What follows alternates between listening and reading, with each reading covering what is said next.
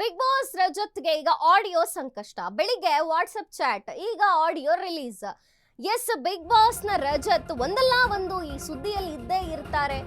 ಅಂಥದ್ದೇ ಮತ್ತೊಂದು ಸುದ್ದಿ ಈಗ ಅವರದು, ಅಂದ್ರೆ ಆಡಿಯೋ ಸಂಕಷ್ಟ ಎದುರಾಗಿದೆ. ಬೆಳಿಗ್ಗೆ ವಾಟ್ಸ್ಆಪ್ ಚಾಟ್, ಈಗ ಆಡಿಯೋ ರಿಲೀಸ್. FIR ಬೆನ್ನಲ್ಲೇ ರಜತ್ ವಿರುದ್ಧ ಆಡಿಯೋ ರಿಲೀಸ್ ಆಗಿದೆ. ಗಿರೀಶ್ ರಜತ್ ನಡುವೆ ನಡೆದಂತಹ ಸಂಭಾಷಣೆ ಈಗ ಔಟ್ ಆಗಿರುವಂಥದ್ದು. ಡಾಗ್ ಸತೀಶ್ ಮನೆ ತೋರಿಸುವಂತೆ ಒತ್ತಾಯ. ದೂರುದಾರ ಗಿರೀಶ್, ಡಾಗ್ ಸತೀಶ್ ರಿಂದ ಆಡಿಯೋ ರಿಲೀಸ್.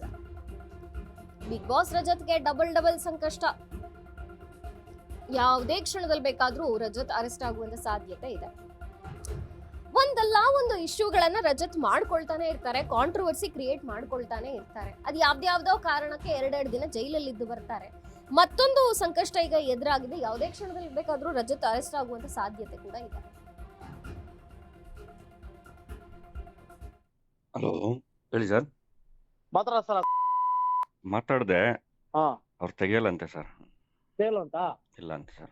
ಆಯ್ತು, ಒಂದ್ ಕೆಲಸ ಮಾಡಿ. ಇವಾಗ ನನ್ಗೆ ದಯವಿಟ್ಟು ಅದೊಂದು ನಿಮ್ಮ ಹತ್ರ ಬರ್ತೀನಿ, ಮನೆ ತೋರಿಸ್ಕೊಡಿ ಸರ್ ದಯವಿಟ್ಟು. ನನಗೆ ಮನೆ ಇಲ್ಲ, ಐಡಿಯಾ ಇಲ್ಲ ಸರ್. ನಂಬರ್ ಬೇಕಾದ್ರೆ ಇದೆ. ನಾನು ಇವತ್ತವರೆಗೂ ಅವ್ರ ಮನೆಗೆ ಹೋಗಿಲ್ಲ. ಕಾನ್ಫರೆನ್ಸ್ ಹೊಳಿ ಸರ್. ಕಾನ್ಫರೆನ್ಸ್ ಹೊಳಿ ಸರ್. ಇಲ್ಲ, ಅವೆಲ್ಲ ಮಾಡಿದ್ರೆ ನನ್ಗೆ ಇದಾಗುತ್ತೆ. ನನಗೆ ನಿಮ್ಮ ಮೇಲೆ ಗೌರವ ಇದೆ.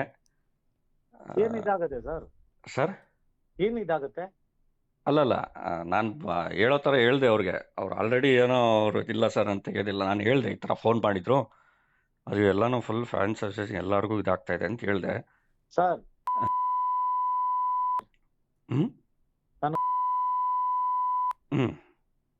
ನೀವು ಕಾನ್ಫರೆನ್ಸ್ ಹೊಳಿ ಸರ್, ನಾನು ಮಾತಾಡ್ತೀನಿ.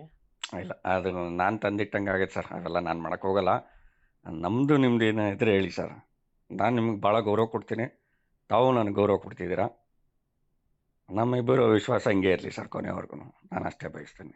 ಹಲೋ, ಹಾಗಾದ್ರೆ ನೀವು ಹೇಳ್ತಿರೋ ಪ್ರಕಾರ ಅವ್ರ ಮನೆ ತೋರ್ಸಲ್ವಾ? ಹಂಗಲ್ಲ ಸರ್, ನಾನು ಯಾವತ್ತೂ ಅವ್ರ ಮನೆಗೆ ಇವತ್ತವರೆಗೂ ಹೋಗಿಲ್ಲ. ನನಗೆ ಅವ್ರು ರೀಸೆಂಟಾಗೆ ಪರಿಚಯ. ಕಾನ್ಫರೆನ್ಸ್ ಹೊಳಿ. ಏನು ಸರ್? ನಂದನ್ ಸರ್ ಹೇಳಿ ಸರ್. ಹಾಂ ಸರ್, ನನ್ನ ಮಾತು ಕೇಳಿ. Yes sir.